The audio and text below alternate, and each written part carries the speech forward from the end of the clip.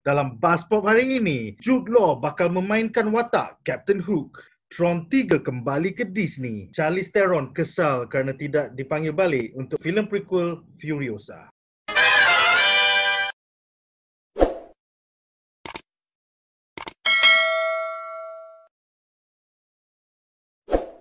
Selamat kembali ke Buzz Pop hari ini di mana kita membincangkan 3 berita terhangat daripada Hollywood setiap hari, 5 kali seminggu. Untuk panel malam ini, kita mempunyai panelis-panelis seperti Wan Muhammad daripada Ali Wan Toy Shop, Nazir Han daripada Screenbite.com dan Duan Yakuza daripada Wayang Mania Troopers. Jom kita check out berita terhangat malam ini. Menurut laman Variety.com, pelakon Jude Law bakal memainkan watak Captain Hook di dalam filem live action adaptation Peter Pan oleh Disney. Filem ini bakal diarah oleh pengarah David Lowery dengan skrip yang ditulis oleh Lowery serta Toby Hale Brooks serta diterbitkan oleh Jim Whittaker. Animasi klasik Disney sejak 1993 ini telah diadaptasikan berkali-kali di dalam versi live action. Jika korang ingat daripada awal tahun 1990-an dulu, Steven Spielberg berjaya memenangi di box office dengan filem Hook yang mempotretkan Peter Pan sebagai seorang adult dilakonkan oleh Robin Williams. Selain daripada itu, pengarah Joe Wright baru-baru ini cuba membuat Peter Pan versi hipster yang tidak berjaya di box office. Sekiranya pelakon Jude Law berjaya memenangi watak ini, dia akan menurut langkah-langkah oleh pelakon-pelakon legenda yang pernah memainkan watak Captain Hook seperti Dustin Hoffman, Jason Isaacs dan baru-baru ini Garrett Hedlund. So guys, apa pendapat korang tentang berita hangat malam ini? Reboot Peter Pan lagi. Tak ada benda lain ke dia orang nak buat lagi lah. Okeylah, bagi aku bukan nak kata Hollywood kena tulisan idea. Aku rasa dia orang just trying to be creative because of a lot of adaptation yang dia orang boleh buat kan based on interpretasi of director ataupun writer terbaru. Cuma bagi aku lah kan, semua reboot Peter Pan macam benda yang sama tau. Even though it's Hook ke yang Steven Spielberg buat, it's a bit different, a bit different approach. So bagi aku, I'm looking forward kalau dia orang nak reboot benda tu jadi benda lain because dia cast Captain Hook as Jude Law tau. Jude Law as Captain Hook. So aku rasa instead of kau asyik tengok perspektif Peter Pan aja kan, why don't you put Captain Hook punya perspektif pula? Sebab bagi aku, bila macam cerita Steven Spielberg yang Robin Williams yang besar tu kan, nama dia Hook. Tapi masalahnya dia punya fokus dekat Robin Williams. So aku rasa macam bila besar sikit nama Hook tapi kau fokus kat Robin Williams. And then aku rasa lebih kau namakan the Return of Pan ke apa kan. So it's a misdirection lah. So ni entah dia akan buat jadi benda lain. Tapi bagi aku Jude Law punya karakter is more like serious punya orang tau. Dia memang macam tu. Tapi kalau dia nak buat Captain Hook, bagi aku Captain Hook is orang yang villain yang sentiasa cakap-cakap. Dia cakap Peter Pan, dia marah-marah Peter Pan. So kalau you cast Jude Law macam a bit off, tapi he is a good actor, so maybe he can portray Hook in another way lah kot. Yeah, the last time kita nampak lakonan Jude Law was dalam filem Captain Marvel which was tahun lepas. Then sebelum Captain Marvel, I guess project dia was Sherlock Holmes 2. So dia memang selalu melakukan watak-watak serius. So agak pelik yang kita tengok dia akan menjadi villain yang whimsical sebagai Captain Hook ni. Aku ni bukannya big fan of Peter Pan, but I do watching the 80s punya kartun lah. Like the first kartun yang Disney buat, which aku suka. Actually aku nak tengok juga macam mana Jude Law bawa Hook yang asyik marah-marah, but in the same time dia kelakar. Dengan watak goofy dia semua. Sebab kalau kau perasan tak, Peter Pan 2013 right? Pan 2013 yang ada Hugh Jackman tu jadi Blackbeard tu macam edgy gila kot. It's too edgy. Walaupun kau ada power star tapi macam dia terlalu hipster. Dia macam nak buat right, macam nak jadi Baz Luhrmann dengan muzik lah, tapi tak seperti Baz Luhrmann. Baz Luhrmann is still the legend lah. Tak boleh lah, tak boleh. Walaupun Hugh Jackman jadi macam assistant Hook kan di Blackbeard right? Ya. macam aku macam, ui, aku tengok poster, wah, ada Hugh Jackman macam bapak cool gila. Bila tengok macam, apa hal hipster tahap haram ni. So Jude Law ni dia macam kau cakap lah, dia macam Wan cakap dengan kau cakap, dia banyak bawa watak yang serius. So aku nak tengok macam mana dia boleh break the character, become someone yang whimsical. And aku rasa untuk kali ni, aku rasa ni mungkin kali pertama kot dia pakai nama Peter Pan dalam teater zaman sekarang. Sebab selama ni Pan, Hook kan? Ke ada yang aku terlepas? Betul. Right. So I think that's my point lah. Aku pun looking forward lah actually. Soalan penting aku adalah sama ada adaptasi live action ni akan tambah watak Steven Spielberg yang aku suka, iaitu Rufio. Rufio memang the leader of the Lost Boys lepas Pan dah caw kan. Aku rasa Rufio is one of the best characters from the 90s lah. Sebenarnya Peter Pan ada lagi satu adaptation kalau kau perasan tahun 2004. Yang tu ada Fox kot, tak ingat. Ada Fox kan, ada apa. Yang tu aku mula ingat tu macam yang Disney punya. Tapi sebenarnya ada company lain punya. Tapi tu dia mostly dia fokus dekat teater. Dia Peter Pan yang teater punya. So kalau dalam teater sebenarnya Peter Pan tu dia budak perempuan, sebab dalam teater diorang pakai ada wire tau untuk terbang-terbang. So budak perempuan ringan sikit nak angkat. Tapi dalam filem tu dia ambil budak lelaki jugalah. Lepas tu yang dia kekalkan dalam teater tu adalah bapa Wendy dan Captain Hook pelakon yang sama. So dia kekalkan dekat dalam filem tu, dia 2004 tu, Captain Hook dengan bapa Wendy adalah pelakon yang sama. Dia macam dia ikut authority figure yang marah Wendy at the start of the film, juga jadi villain dalam Neverland. Yes.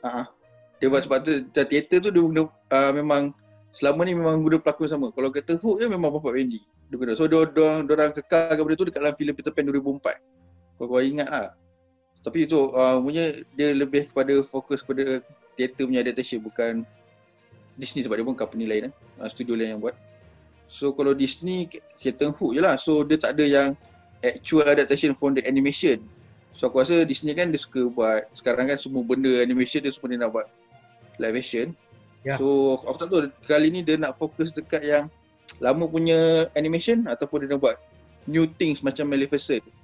Maleficent kan ambil Beauty and Sleeping Beauty, tapi dia lebih fokus pada Maleficent kan. So yang Peter Pan ni aku rasa kalau dia ambil CPG ataupun tambah sikit daripada yang animation pun okey.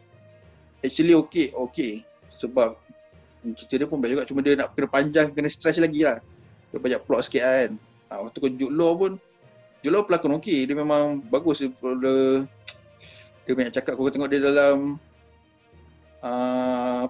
Road to Perdition ke apa ke, dia boleh jadi jahat. Dia memang boleh jahat, dia boleh jadi psycho. Sebab kalau kau tengok Captain Hook dia tak kelakar juga. Ada time dia kelakar, tapi kalau dia nak bunuh Peter Pan dia betul genuinely nak bunuh Peter Pan kata. Dedak jugalah sebenarnya Captain Hook ni. Sebagai jawapan kepada soalan kau, aku rasa based on the track record, kita tengok dia orang buat Aladdin, kita tengok dia orang buat Lion King, memang iras memang sama kan. So most likely untuk Peter Pan ni pun akan sama dengan jalan cerita animasi 1953 dulu. Untuk case Maleficent pula is because diorang memang nak go beyond Cinderella. So sebab tu Maleficent storyline memang fresh. Soalnya dia tak nak ikut Sleeping Beauty punya storyline lah. Memang perlu fresh Maleficent. Dia nak beyond the original story kan.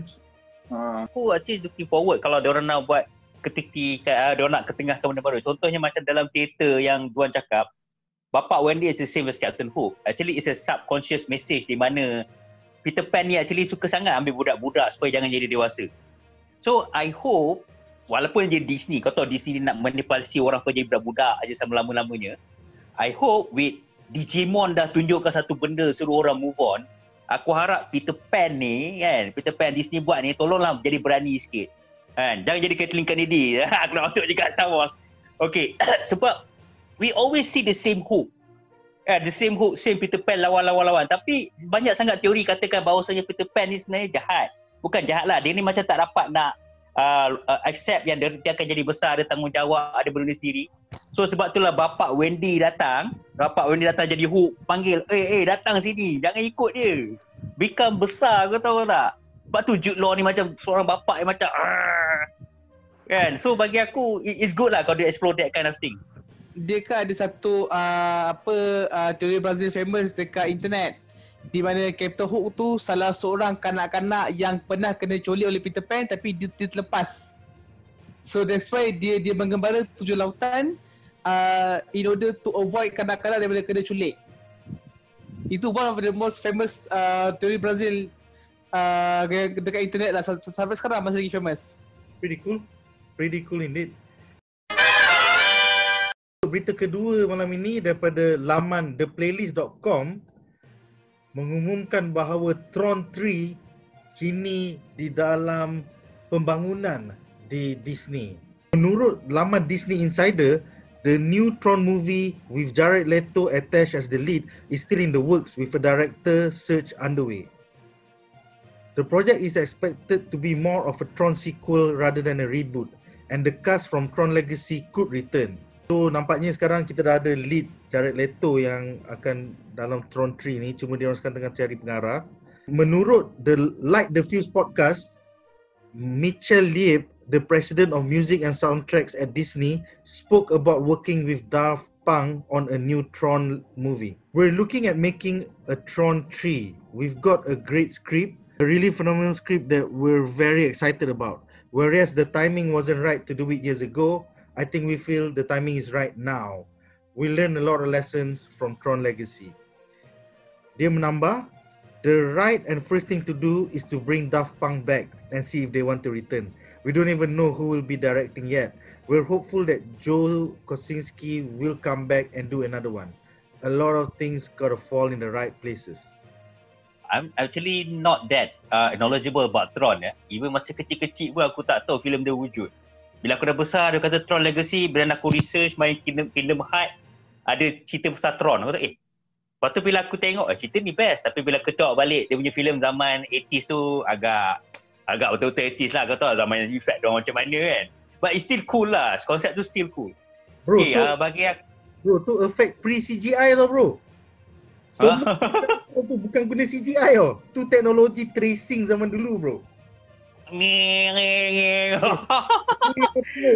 Zaman dulu punya pre-CGI teknologi.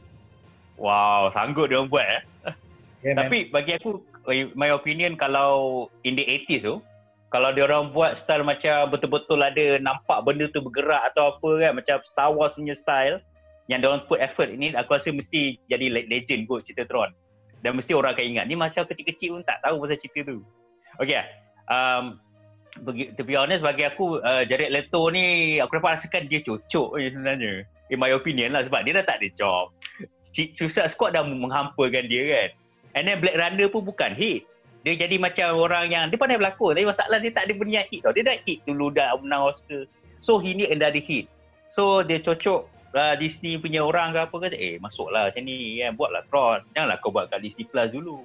Tapi it's a good move because kau tengok sekarang ni Tron punya vibe dah tak ada dalam orang punya pemikiran tau. Orang punya pemikiran sekarang dah replace dengan benda-benda baru yang diorang dah forgot dah. So I think bila diorang buat yang movie tu, dia buat sequel, dia nak khatamkan tiga-tiga tu dulu. It's kind of a push to a people that aku wujud lah. So it make people intrigued to watch Tron with Jared Leto inside. Dan lepas tu diorang pandai, diorang panggil balik Daft Punk. So orang Daft Punk. So ada dua star power kat sini, Jared Leto dengan Daft Punk masuk. So it will attract new people to watch. Dan lepas nak watch tu macam biasalah, keluarlah yang lama-lama punya juga untuk watch. Lepas tu baru dia orang buat Tron punya series kat Disney Plus. That will pull a lot of people. This is a very good strategy by Disney lah, pada pendapat aku. And I looking forward kalau benda ni berjaya. Okay. Ya, dari segi world building, memang diorang cuba push Tron sebagai franchise because right after Tron Legacy film keluar, diorang buat animated series Tron di Disney XD. So animated series tu ialah antara Tron dengan Tron Legacy. And apa yang unik tentang dunia Tron ni ialah filem tu dibuatkan sebelum the creation of the internet. So dunia Tron tu is on a secure private server dalam arcade. And by the end of Tron Legacy, private server tu sambung dengan internet. I.e. dunia Tron sekarang dah sambung dengan seluruh dunia. So I look forward kalau dunia Tron start invade kepada dunia teknologi zaman sekarang, pasal semua orang ada handphone. Semua orang ada digital device. Semua orang ada smartwatch lah apalah. So I look forward to macam mana teknologi zaman sekarang bila private server tu dah bergabung dengan the whole World Wide Web. I wonder what's going to happen. Is it going to be a Tron into the real world? Ya, Wan? Ada dua benda lah kalau dah gabung internet. Satu, buat Wreck-It Ralph. Kan dari arcade masuk lain. Dan lepas tu, kedua bagi aku semua orang akan lumba motor lah. Kalau macam tu pun. Okay, tu je. Duan ataupun Nazir, korang ingat tak? Pernah tonton Tron Legacy tak? Dalam 10 tahun lepas? Sorry Nick, I got nothing sebab aku memang blur. Aku tahu pasal Tron but aku tak bawa peluang lagi untuk tengok versi 2010. So bayangkan 10 tahun aku miss the White. I know about the game sebab it's been mentioned in the Wreck-It Ralph but I don't really know about the essence. So sorry bro, I got nothing. No problem. Duan? Aku pernah tengok yang 2010 punya. 2010 tu nampak smooth, clean, edgy lah, nampak smart kan. Cuma dia Jeff Bridges kan yang pelakon ni kan. Ya. Daripada asal Jeff Bridges. Lepas tu dia buat yang barunya. Kalau dulu tengok Tron, aku rasa kalau zaman sekarang tengok Tron yang first tu memang apa benda ni boring gila kan. Memang Mengarut. Tapi tu lah somehow dia ada fan juga. Sebab tu dia boleh buat nombor 2. Nombor 2 pula dia dah zaman sekarang punya teknologi lagi memang cantik lah, lagi smooth, cantik apa semua. Cuma bagi aku Tron tu dia bila kau dah zaman sekarang internet tapi kau tak keluar pada dunia Tron tu. Dalam tu juga. dalam Macamnya kau kena luas lagi. Macam Wreck-It Ralph lah. Nombor 2 je dah sampai dah keluar internet lah. Patut Tron tu patutnya lebih jangan duduk dalam tu lagi. Keluar terus. Bahayakan dunia ke apa, pandang kau lah. Lepas tu macam orang cakap Jared Leto jadi macam ni. Ya. Lead dia. Ya. Jadi tu. Dia ada joke lah, Mobius lah. Mobius dia punya ni. The next big thing. Nanti Mobius mesti meletup je. Kau tengok nanti. Dia nak lebih. Dia nak lebih. Dia ada joke. Jangan cakap tak ada joke. Dia joke Mobius. Lepas ni aku tak tahu lah apa joke dia kan. Lepas tu dia lobby Tron ni dapat pula kan. Hopefully Tron kalau nak selamat sebenarnya kena buat cerita interesting lah, kena keluar pada dunia Tron tu. Buat benda lain. Kau pandai lah. Menurut laman The Hollywood Reporter, pelakon Charlize Theron kesal kerana dia tidak diajak kembali untuk filem Furiosa prequel. A lot of women don't get a second chance, but when men make these movies and fail miserably, they get chance after chance after chance to go and explore that again. That doesn't necessarily happen for women. Mad Max Fury Road came a good decade after Aeon Flux, and there's always been that voice in the back of my head that still somewhat responds to that kind of action movie. I'm still influenced by that, and it's one thing that drives me. It's unfortunate that we feel like the opportunity will be taken away from us in a heartbeat if we don't succeed. But that is the truth. It's not a very forgiving genre when it comes to women. Pengarah George Miller telah mengesahkan bahawa dia kini di dalam proses casting untuk filem prequel Imperator Furiosa daripada Mad Max Fury Road. Pelan dia is to chronicle a young Furiosa. Therefore, he decided to recast the role with an actor in her 20s. Understandably, Charlize Theron can't help but be disappointed. After all, Furiosa became a pop culture phenomenon in the summer of 2015. And despite only one movie, Charlize Theron is just as synonymous with Furiosa as Keanu Reeves is with John Wick. It's a tough one to swallow. Listen, I fully respect George, if not more so in the aftermath of making Mad Max Fury Road with him. He's a master, and I wish him nothing but the best. Yeah, it's a little heartbreaking for sure. I really love the character, and I'm so grateful that I had a small part in creating her. She will forever be someone I think of and reflect of fondly. Obviously, I would love to see that story continue, and if he feels like he has to go about it this way, then I trust him in that manner. We get so hung up on the smaller details that we forget the thing that we emotionally tap into has nothing to do with that minute thing that we're focusing on. Apa pendapat korang tentang berita prequel Mad Max yang akan memfokuskan kepada Imperator Furiosa? Bagi aku sebenarnya aku rasa bukan director tu punya decision kau nak buat benda ni, sebab you know when Hollywood you need to propose to your investor atau apa kan. So macam apa kita baca tadi, in previous punya filem dia ada flop sebabkan cerita tu tak bagus. Bukan sebab dia berlakon tak bagus, cerita tak bagus. Macam kena dekat Natalie Portman dululah. Apa dia berlakon pandai, tapi lepas tu dalam Star Wars episode tu dah macam tu orang macam tak nak ambil dia. Sebenarnya bukan salah dia.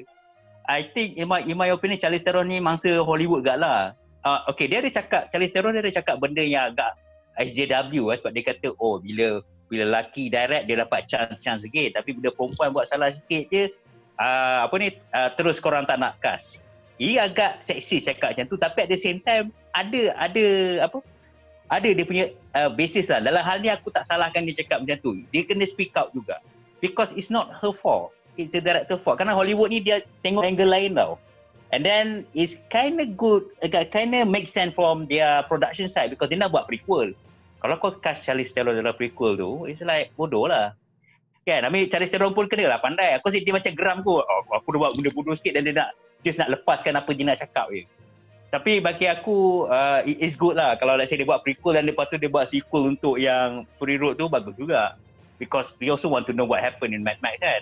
Yeah, that's the plan. Itu saja. George Miller. Mula-mula filem prequel Furiosa, lepas tu sambungan Mad Max Fury Road. So bagi aku, kalau ada sambungan, lepas tu dia bising time ni, aku rasa mesti orang macam, kau ni kenapa Charlize Theron kan? Lepas tu kau seksis pula tak asal-asal ni. Jadi pendapat aku, I think Charlize Theron can word it very good lah. Patutnya kalau dia be professional atau apa, lagi bagus lah. Kau dah kurangkan sikit chance kau nak. Kan dia recast orang lain betul-betul lah. Okay, itu saja pendapat aku. Sebenarnya ada extra sebab kenapa dia salty tau. Dia dah mengesahkan dalam satu wawancara baru-baru ni tahun lepas bahawa masa diorang mula-mula nak casting untuk Wonder Woman, diorang ada approach Charlize Theron, agent dia. Tapi bukan untuk jadi Wonder Woman, untuk jadi mak Wonder Woman. Sedangkan dia dengan Gal Gadot dari segi umur tak lebih daripada 5 tahun kot jarak. Kalau back in the business and art, of course Josh Miller pun nak jaga hati stakeholder apa semua. But kalau aku look in the art punya perspektif, of course kau nak tengok something in 20s. So aku bet prequel will be a rising up story of woman yang ditindas masa zaman post apocalypse. So of course kau nak tengok perempuan muda rise up. Macam itulah how Hollywood tap on the young mind to be more independent and so on. So kalau kau ambil Charlize Theron dah tua kot. So di manakah logiknya tu? Tak cukup work bro. So, work. Tak cukup work sebab sekarang Hollywood perlukan woke energy yang betul-betul serat dengan cancel culture yang boleh jadikan simbol pada Twitter. Honestly speaking, aku look forward to the fact that because this is a prequel of the rise of Imperator Furiosa, this means that Immortan Joe is coming back, shiny and bright. Witness me. Prequel ni pun tengok apa perlu ke tak perlu. Kalau fan nak, okey lah. Tapi sebab dia fokus kat Furiosa ni, logik juga macam Nazir cakap. Sebab dah prequel lah, mesti ambil orang muda. Dia tu kalau prequel, dia kan makin tua. Takkan je macam Legolas pula kan. Legolas masa prequel makin tua kan. Dia jadi Benjamin Button kan. So logik. Tapi sebenarnya nak cast dia pun boleh sebab teknologi CGI pun dah power sekarang. Boleh jadikan muda juga. Tapi itulah. Untuk lagi senang kerja. Lagi senang kerja, dah tak tahu ada recast ke, dia ada buat hal aku tak tahu lah. Dia nak recast. Sekarang George Miller tengah cari pelakon-pelakon muda. So far ada 2 pelakon British yang dia looking at. Anya Taylor-Joy dengan Jolie something. Okay lah guys, nampaknya itu saja untuk malam ini. Thank you kepada contribution korang. Wan Muhammad daripada Ali Wan Toy Shop, Nazir Khan daripada Screenbite.com dan Duan Yakuza daripada Wayang Mania Troopers. Itu saja untuk malam ini. Jumpa lagi di episod-episod Buzzpop hari ini yang lain. Majulah fandom untuk negara. Sekiranya anda enjoy menonton video ini, jangan lupa untuk like, share dan subscribe kepada Buzz Pop TV. Untuk lebih banyak video-video yang berkaitan dengan pop culture daripada komik, TV, filem, mainan dan juga banyak lagi. Majulah fandom untuk negara.